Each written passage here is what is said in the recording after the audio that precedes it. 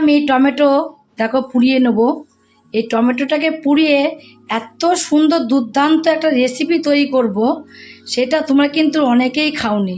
Tomato আচার খেয়েছো, চাটনি খেয়েছো, অনেক রকম খেয়েছো, এইভাবে কিন্তু অনেকেই খাওনি। সেটাই আজকে আমি কিভাবে তৈরি করব, তোমরা প্রথম থেকে শেষ পর্যন্ত পুরো ভিডিওটাকে দেখতে থাকো। আমি দেখো খুব সুন্দর দেখে দুটো টমেটো নিয়ে নিয়েছি। আর টমেটো দুটো কিন্তু একটু শক্ত হতে হবে, বেশি নরম না। দেখো ধরেই বোঝা যাচ্ছে যে কত সুন্দর আর শক্ত। এই টমেটো দুটোকে আমি একটা এখানে শিক নিয়েছি, শিকের মধ্যে এইভাবে একটু ঢুকিয়ে নেব। শিকের মধ্যে দুটো টমেটোকেই কিন্তু আমি শিকের মধ্যে ঢুকিয়ে নেব। আর এখানে আমি দুটো নিয়েছি, তোমাদের যদি বেশি লাগে তোমরা বেশি করে কিন্তু নিয়ে নেবে। টমেটো দুটো ঢুকিয়ে এদিকে রেখে দিয়েছি এক সাইড রেখে। দেখো গ্যাসটাকে আমি এখানে ধরি একটা ঝিক বসিয়ে দিয়েছি। ঝিক বসিয়ে টমেটো দুটোকে এর মধ্যে আমি দিয়ে দেবো। দুটো টমেটোকে কিন্তু আমি সুন্দর করে পুড়িয়ে নেবো। আর শিকের মধ্যে দিয়ে যদি পুরানো যায় না, দেখবে এইভাবে ঘুরিয়ে ঘুরিয়ে ঘুরিয়ে ঘুরিয়ে কিন্তু পুরানো যাবে না, কিন্তু অত সুন্দর কিন্তু পুরানো যাবে না। আর গ্যাসের ফ্লেমটা কিন্তু বাড়িয়ে দিলে হবে না, মিডিয়ামে রাখতে হবে, যেন উপরটা ভেতর থেকে খুব সুন্দরভাবে সিদ্ধ হয়ে তারপরে যেন পুড়ে যায়। অনেক সময় দেখবে উপরটাই পুড়ে গেছে, ভেতরটা কিন্তু কিচ্ছু সিদ্ধ হয়নি, যেরকম শক্ত সেরকমই থেকে যাবে। তার জন্য গ্যাসের ফ্লেমটাকে একটু কমিয়ে দিয়ে তারপরে টমেটোটাকে দিয়ে এভাবে ঘুরিয়ে ঘুরিয়ে ঘুরিয়ে ঘুরিয়ে তারপরে একটু ভালোভাবে কিন্তু পুড়িয়ে নিতে হবে। কিছুতে ধরতে হবে, যেমন শিকের মধ্যে ঢুকিয়ে নাও, খুব সুবিধা হবে। আমি না গ্যাসে পুড়াচ্ছি, অনেকে তো আজও না আজ দিয়ে রান্না করে, অনেকে কাঠে রান্না করে। কাঠে উনুনে তোমরা এইভাবে শিকের মধ্যে ঢুকিয়ে তারপর তোমরা পুড়িয়ে নিতে পারবে। উল্টিয়ে পাল্টিয়ে কিন্তু আমি ভালোভাবে টমেটো দুটোকে পুড়িয়ে নিয়েছি। ছাল উঠেও গেছে, দেখো পুড়ে আবার ছালটা উঠেও গিয়েছে, কিন্তু খুব সুন্দরভাবে ঘুরিয়ে ফিরিয়ে এই পুরানোটাই কিন্তু মেন। দেখো ধরলেই কিন্তু ঘুরে যাচ্ছে, এই ঘুরিয়ে ঘুরিয়ে পুরানো এখন কিন্তু কমপ্লিট হয়ে গেছে। এবার আমি টমেটো দুটোকে নামিয়ে একটু ঠান্ডা করে নেব। আমি দুটো টমেটো এখানে পুড়িয়েছি বলে কিন্তু ওটাকে ঠান্ডা করতে দিচ্ছি এক সাইডে। এখানে দেখো আমি অর্ধেক, এখানে বড় সাইজের পেঁয়াজ বলে এখানে অর্ধেক পেঁয়াজ নিয়েছি। যেহেতু তোমার টমেটোগুলো একটু ছোটো ছোটো ছোটো ছোটো বড়ো হলেও দুটো একই সাইজের নিয়েছি, বেশি নিয়ে এক গাদা অল্পই নিয়েছি, টমেটো দুটো নিয়েছি আমি বলে। কিন্তু এখানে আমি অর্ধেক পেঁয়াজ নিয়েছি। আর পেঁয়াজটা যেহেতু অনেকটাই বড়, আর ছোটো সাইজের যদি পেঁয়াজ হয় তাহলে তোমরা কিন্তু গোটা একটা পেঁয়াজই নিয়ে নেবে। পেঁয়াজটাকে এবার আমি পুরো ছাড়িয়ে নিয়েছি, ছাড়িয়ে নিয়ে পেঁয়াজটাকে কেটে নেবো, একদম ঝিরিঝিরি করে কেটে নেবো। ততটা ঝিরিঝিরি করে পেঁয়াজটাকে কিন্তু কেটে নিতে হবে।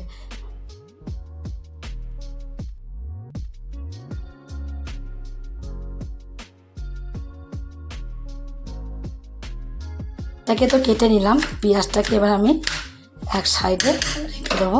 কেটে রেখে দিচ্ছি, রেখে দিয়ে এখানে কিছুটা আমি ধনেপাতা নিয়েছি। ধনেপাতাটাকে কিন্তু আগে ধুয়ে নিতে হবে। ধুয়ে নিয়ে এই ধনেপাতাটাকেও ঝিরিঝিরি করে কেটে রেখে দেবো। ধনেপাতাটাকেও কেটে এক সাইডে রেখে দিয়েছি। এবার এখানে নিয়েছি 3টে কাঁচা লঙ্কা। কাঁচা লঙ্কাটাকে তোমরা কিন্তু ভেঙেও দিতে পারো হাত দিয়ে, কিন্তু ভেঙে দিলে অনেক সময় না বাচ্চারা খায় তো খেতে পারে না। আর এইভাবে তোমরা যদি মেখে নাও, কেটে নাও, এইভাবে কেটে দিয়ে আবার যদি মাখো তাহলে কিন্তু দেখবে বাচ্চারাও খেতে পারবে। বাচ্চারা খাওয়ার সময় ফেলে দিয়ে খাবে। ঠান্ডা হয়েও গেছে ওদিকে। আর এদিকে আমি পেঁয়াজটাকে, ধনেপাতাটাকে, কাঁচা লঙ্কাটাকে কেটে নিয়েছি। কেটে নিয়ে এক সাইডে রেখে দেবো।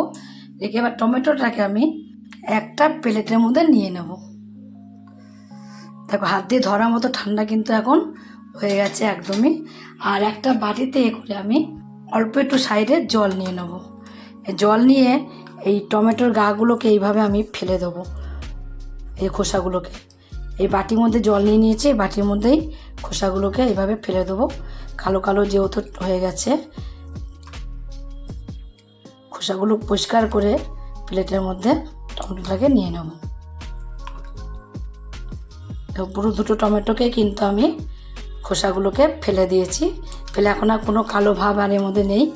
মনে হচ্ছে না যে টমেটোটাকে পুড়িয়েছি, কোনো কালো ভাব নেই। তো একটু ধুয়েও নিতে পারো তোমরা হালকা করে, তাহলে আরও পরিষ্কার হয়ে যাবে। দুটোকে এর মধ্যে মেখে নেবো।